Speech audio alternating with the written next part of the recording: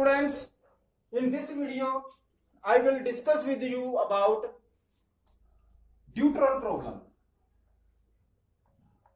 Deuteron problem. But students, before discussing the deuteron problem, I would like to review you some basic concept about the nuclear force.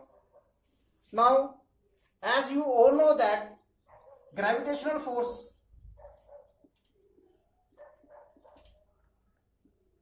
electromagnetic force,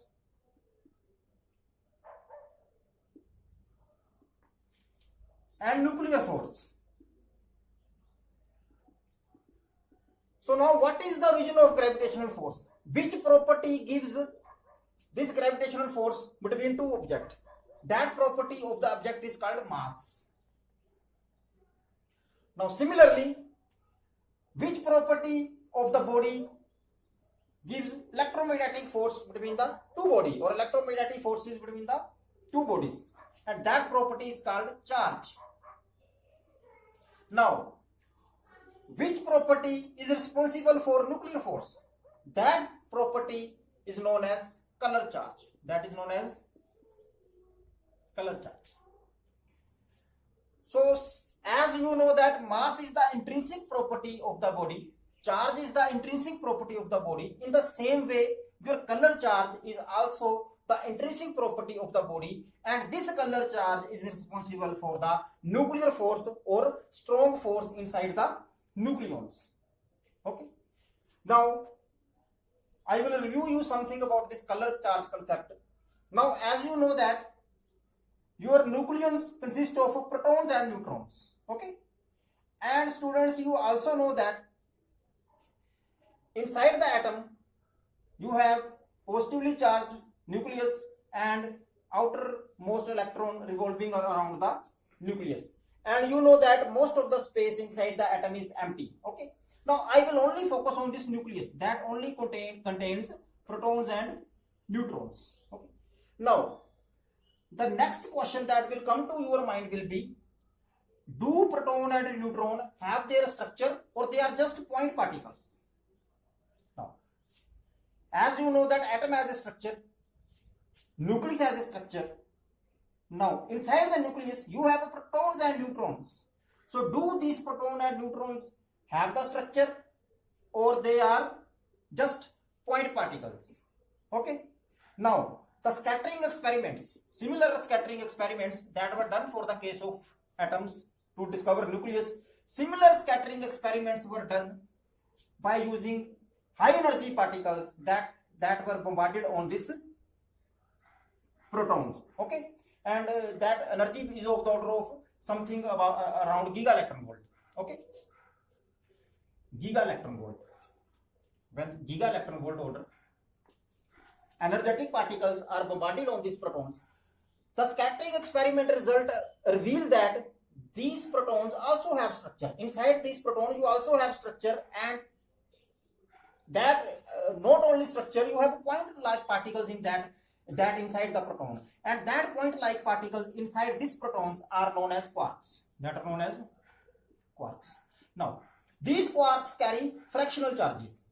I will not go deeper into particle physics, but to give you the idea of this color charge, how it is responsible for this nuclear force, so little bit particle physics I would like to discuss with you. Now, you have suppose I am only considering the quark model for proton and neutron. Now, your proton is made up of up quark, and down quark. Now, up quark has a fractional charge of 2 by 3. Up quark has a fractional charge of positive 2 by 3e. Down quark has a fractional charge of minus 1 by 3e. So, this combination will give you 2 by 3e plus 2 by 3e minus e by 3. So, you will get plus e, that is charge on the proton. Similarly, you have neutron, and neutron is made up of 2 down quarks and 1 up quark. So, this will be minus e by 3, and plus 2e by 3. So, you will have 0 charge, okay, or 0 charge, okay. So, in this way, the high energy experiment reveals the internal structure of the nucleons. Now, it means the forces between the nucleons are essentially the forces between these two quarks. Okay, now basically each quark is assigned a color, because according to Pauli exclusion principle, because these quarks are fermions. Okay, now according to Pauli exclusion principle, in a same state you cannot have two particles existing in the same state. So this up and up quark, although it means this up and up quark, it is in the it is violating this Pauli exclusion principle. So in order to obey Pauli exclusion principle, it introduced the concept of color charge. Okay, it means although these are two up quark, but these two up quark will have different color, and that color is known as color charge. Okay, similarly here, to obey the Pauli exclusion principle, although these are two down quarks and they are in the same state, so it is obeying this your Pauli exclusion principle. So here the next thing is that color charge. These two down quark will have different color. Okay, so and on the whole, this your nucleon is color neutral. This your neutron and proton on the whole is color neutral. Okay, so now the next question that will come to your mind is that if these two nucleons are color neutral, then how two color neutral objects will have color charge, and that will be responsible for this nuclear force or strong interaction. So now for this I would like to give you the example of molecule. You know that, suppose I consider the molecule H2O. Now you know hydrogen is neutral and oxygen is neutral. If these two both are neutral, then how they can combine in a molecule? Because this is neutral, but inside the molecule you have two neutral things forming a bound system. How it is possible? It means there is some electromagnetic interaction between these two. Okay, now suppose this is your hydrogen, this is your another hydrogen, okay, and this is your oxygen. I am just explaining you. Now when you decrease the distance between these two hydrogen atom and these two this one oxygen atom, what will happen? Because hydrogen is neutral, this hydrogen is neutral and this oxygen is neutral, but inside the hydrogen you have charge and inside the oxygen you have charge. Okay, because you know that oxygen is neutral. If this is oxygen, it will have plus 8 unit charge on the nucleus, 8e, and it will have 8 negative charge outside, so it is neutral. But inside this oxygen there is charge, although net charge is 0, but inside this you have net charge.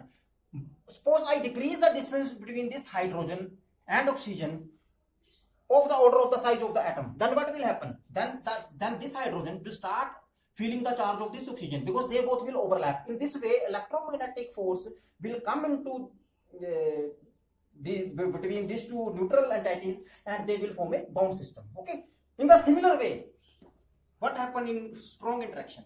Suppose you have this color this proton, that is color neutral. Suppose you have this neutron, that is color neutral. Okay, but what will happen if you decrease the distance between these two nucleons of the order of suppose femtometer? Then they will start doing the same thing as in case of the atom, because this will happen in femtometer order. For the molecule it will happen in something around Armstrong order, because the size of atom is of Armstrong order. But in the case of this your nucleus, when you decrease the distance between two nucleons of the order of a femtometer, what will happen?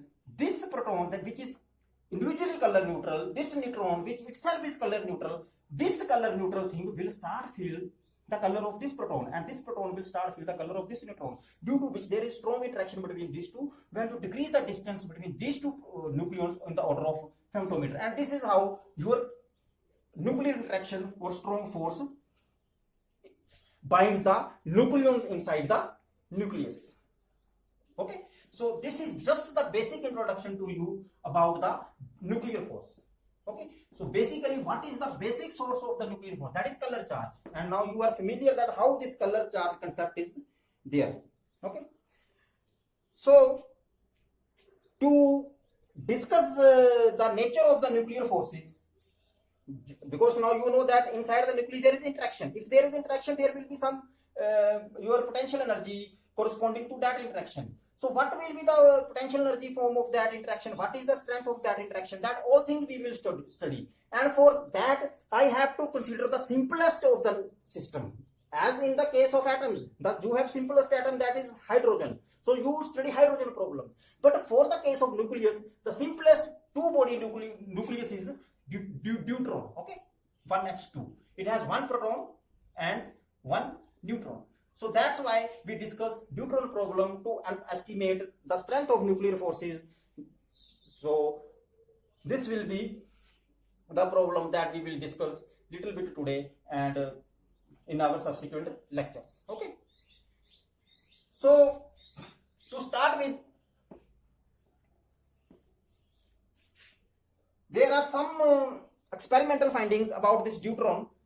First experimental finding is about its binding energy.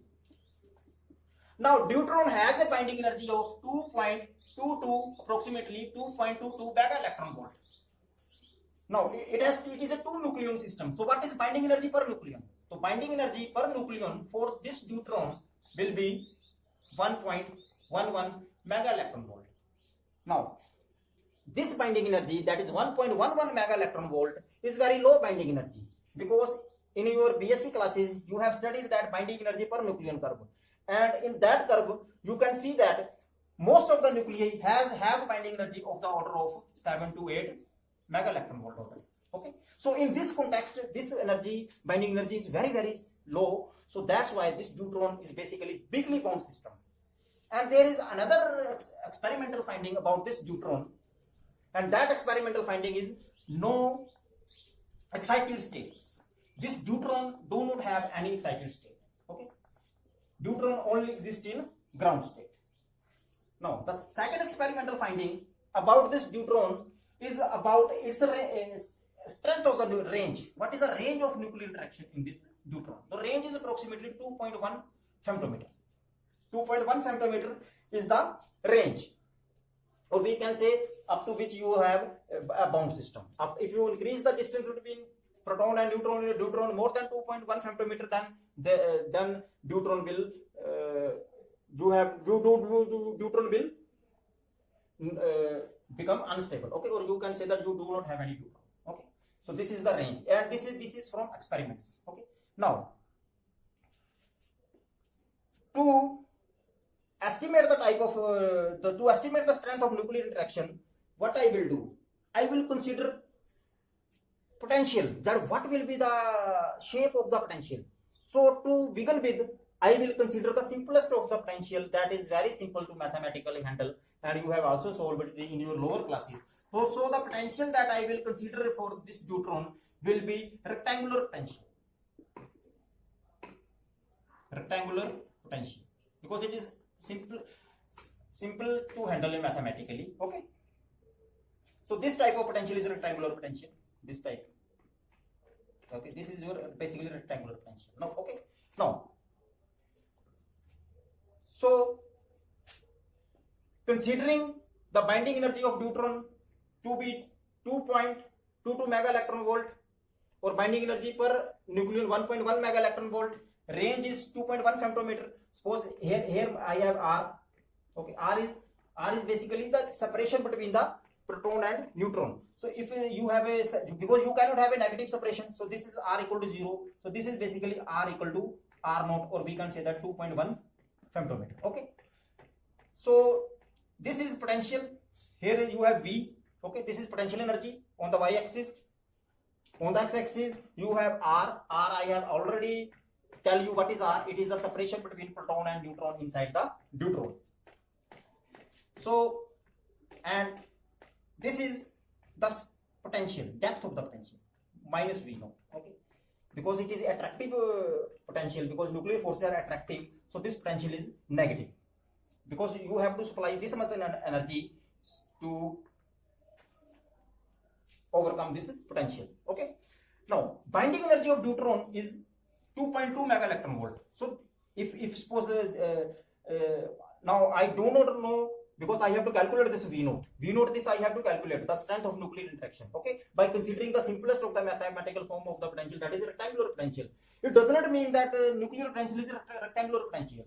Actually, actually nuclear potential is somewhat more complicated. But I am taking simplest case of this rectangular potential. Okay, so this is somewhere, suppose you have binding energy of deuteron, that is minus 2.2 MeV. So why it is minus sign? Because deuteron is a bound system. It means if you supply 2.2 mega electron volt energy to the deuteron, then the deuteron will break. Then proton and neutron will not form a bound system. So this is the potential form. Okay. So this is the range. Okay. So considering all these parameters in the case of deuteron, okay. So I will solve the Schrodinger wave equation, and now you know that if you have some potential, and when you solve Schrodinger wave equation for that potential, then at certain energies you have bound states. Okay, this you have studied in your lower classes, because if you have any potential, attractive potential, and when you solve the Schrodinger wave equation for that attractive potential, then you have bound states at certain energies. Okay, and at that energies we will say that now our deuteron is bound system. Okay, but I have already stated for deuteron you will only have ground state, there will be no excited state for the deuteron. This is experimental finding, because it is a bigly bound system in this context, because it has a very small binding energy.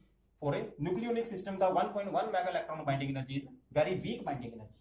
Okay, now one thing that I would also like to discuss with you is that here we will be working with only relative coordinate system. Okay, we have to consider the reduced mass of this. We have to, because suppose this is your origin. Okay, now suppose this is your proton, this is your neutron. I am considering this as origin. Suppose this is R1, this is R2, and this is R. So what will be your R? So your R will be R2 minus R1. Okay, okay.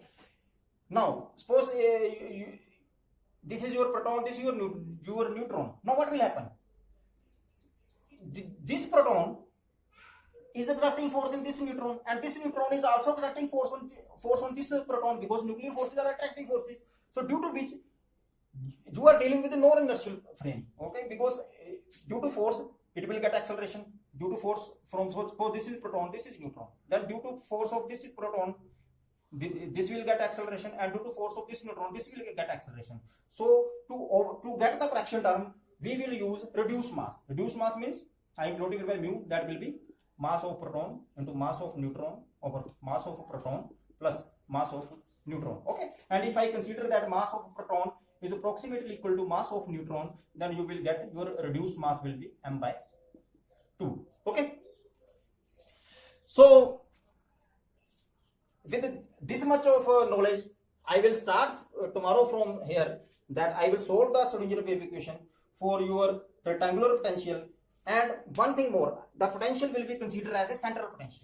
Potential will be considered as a central potential. Assumed potential will be central potential. What is central potential? It is a three-dimensional. I will consider three-dimensional potential, but that potential will be central potential or spherical symmetric potential. It means suppose from here, if you go r distance here, r distance here, r distance here, then everywhere the potential will be same. It means if you go at any particular distance from this point, you will have a same potential, and that type of potential is known as central potential. And if you have a central potential, then your theta phi part is fixed. Okay, so that thing you are familiar with. Okay, so we have to consider the reduced mass. Okay, reduced mass means if this is my origin, then I have already working with one body system. So now this will I am only concerned with the relative motion between proton and neutron. I am not concerned with the motion of neutron, because I have to calculate the nuclear interaction between proton and neutron. Please, this is a very important point. I am only concerned with the relative motion of proton and neutron. I am not concerned with the motion of the deuteron. If deuteron is here and deuteron is here, that will not affect this potential. What is the strength of the potential between proton and neutron? Only that part I am concerned. Okay, and that will only depend on two parts. One is how much is the separation between the proton and neutron, and second thing is that what is the relative position vector of the proton and neutron. Okay, so today I will stop here. So tomorrow I will start with this. Okay, thank you.